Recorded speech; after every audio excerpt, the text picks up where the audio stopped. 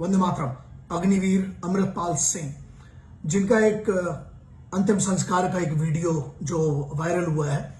मैं ट्रेनिंग में था, उसके बाद नवरात्रि का पहला दिन है तो ट्रैवलिंग, और मैं जनरली ट्रेनिंग पे जब खुद बोलते हैं कि मोबाइल का उपयोग नहीं, तो हम खुद नहीं करते हैं, इसलिए दूर रहता हूं। जब देखा तो बहुत सारा इस पर बहुत सारे लोगों के बहुत सारे कमेंट्स और वो सब देखे। अब यहाँ पर दो है जो आपको जानना बहुत जरूरी है। मैं सिर्फ एक बात कहता हूं, सबसे पहले तो यहां पर जो 60 को जो नगरोटा में है आर्मी की, उसने एक चीज अपना जो ऑफिशियल अकाउंट से एक लिखा है कि सेल्फ इन्फ्लिक्टेड इंजरी है, गन शॉट है, जिसके कारण इस बच्चे की मृत्यु हुई है। तो एक ये वर्जन है जिस पर कोर्ट ऑफ इंक्वायरी जो है वो ऑलरेडी चालू हो गई है। लेकिन मैं रक्षा मंत्रालय से एक बात बहुत निवेदन करना चाहता हूं कि देखिए, मैं पहला व्यक्ति था जिसने आपके इस स्कीम का खुलेआम सबके खिलाफ जाके और मैंने इसका समर्थन किया था। यहां पर बात यह आ रही है कि यदि ये बच्चा लाइन ऑफ ड्यूटी पर शहीद हुआ है तो इसको शहादत का सम्मान मिलना चाहिए, क्योंकि इज्जत से बड़ा पैसे से मां बाप का बच्चा थोड़ी लौटने वाला है। तो एक ये बहुत बड़ी बात है। और दूसरा ये है कि कहां गए वो लोग जो सिखों के बलिदान पर सवाल उठाते हैं, क्या मुंह में बवासीर हो गया क्या? तो ये मत किया करो यार। और तीसरा एक जो मेरा पॉइंट है वो ये है कि सरकार को इसको हाईएस्ट लेवल पे एक इंक्वायरी होना चाहिए और उसका जो भी आउटकम आता है ये पब्लिक को बताना चाहिए, क्योंकि इसमें क्या होता है ना, बहुत सारी भ्रांतियां भी फैल रही है, मुझे जो लग रहा है। इसलिए मैंने क्या कहा कि पहले मैंने जैसे इस खबर को, बहुत सारे लोगों के बच्चों के कुछ के मैसेज थे, कुछ ऑफिशियल्स, कुछ मेरे दोस्त हैं उनके आए, फिर मैंने इस पर जितना मुझे 1.5-2 घंटे में जो चीज में समझ पाया है, जो लोगों से बात की, तो कंसर्न ये है कि 2 वर्जन है, आप समझ लें।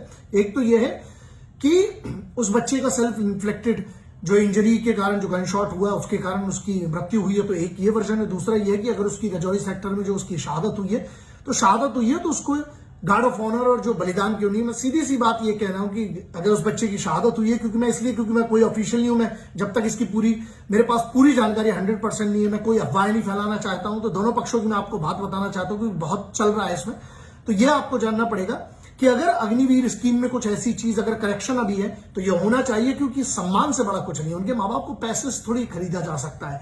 जिसका बेटा गया है, जिसका बच्चा गया है, उसका एक चीज तो सबसे इंपॉर्टेंट है, वो क्या है?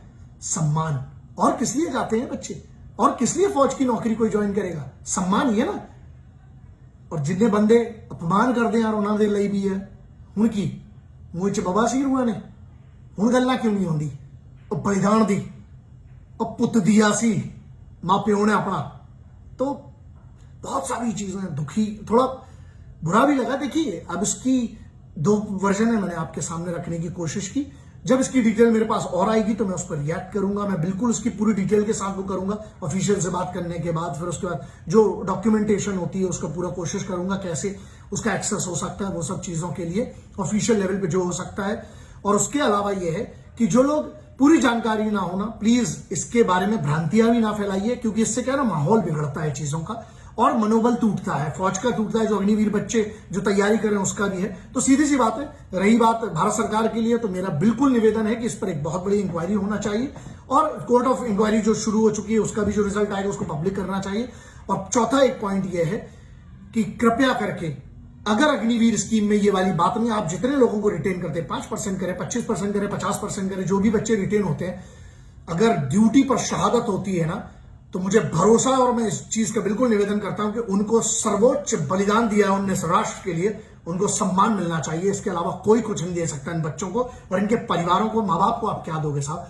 तो ये बड़ी चीज है। अब इसका पक्ष और जो विपक्ष दो फड़ में बढ़ चुके हैं। मैं कोई अफवाह है, मैं उस पर जब तक मेरे पास कोई डॉक्यूमेंटेशन में जब तक मैं कोई ऑफिशियल चीज नहीं देख लेता हूं तब तक मैं कोई रिएक्शन नहीं देना चाहता हूं। लेकिन जो भी गलत होगा, ना पहले किसी को छोड़ा है ना आगे छोड़ूंगा। वतन से ना पहले कोई था ना वतन के कोई बाद आएगा। जब मैं अपने परिवार, अपने माँ बाप, अपने बच्चों के ऊपर वतन को बोलता हूं ना, है तो मेरे लिए है और रहेगा हमेशा।